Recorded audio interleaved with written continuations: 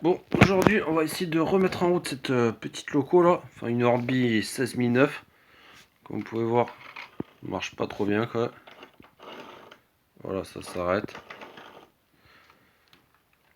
Donc on va voir ce qui va pas à l'intérieur. Donc à l'intérieur c'est simple, hein. Là-dessus il y a juste à dévisser au-dessus. Voilà, on va regarder. Déjà le bougie capteur. Voilà, le bougie capteur c'est celui-ci là, celui qui prend le courant.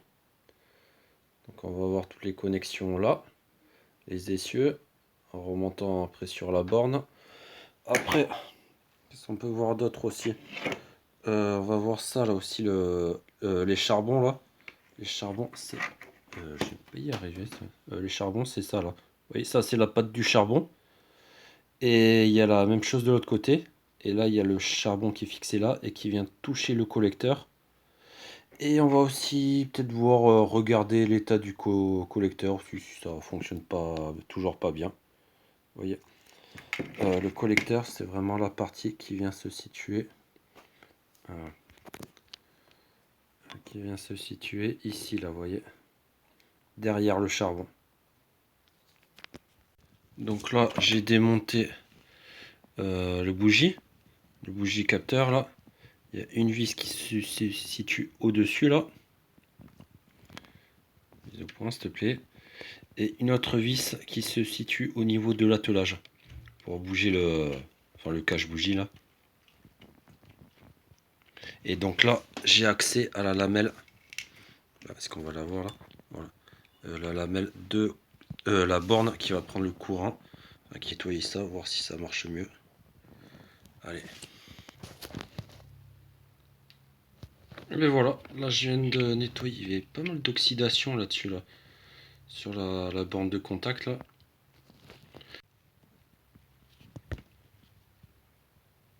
Donc ouais, là il y avait pas mal d'oxydation. Donc j'ai nettoyé au coton-tige et avec de l'essence F. J'ai repassé un coup là où ça vient prendre le contact sur les essieux. Bon ben, on va voir ce que ça donne.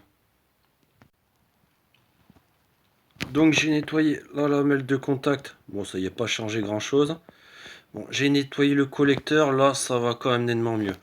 Bon, j'ai nettoyé le collecteur sans le démonter, mais bon, le mieux serait quand même le démonter. Faites bien attention de toucher uniquement, enfin avec le spray, votre coton-tige là, uniquement les parties qui sont encrassées, enfin uniquement la partie en contact avec le charbon. S'il y a des petits fils après, des petits fils soudés derrière, faut surtout pas les toucher ceux-là, parce que si vous les coupez, bah ceux-là c'est la galère après quoi.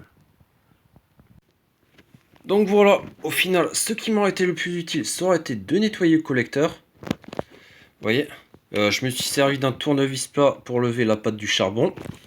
La patte du charbon, c'est ça. Et le collecteur, c'est ça. Voilà, qui est encrassé, quoi. Mais bon, on peut encore mieux nettoyer.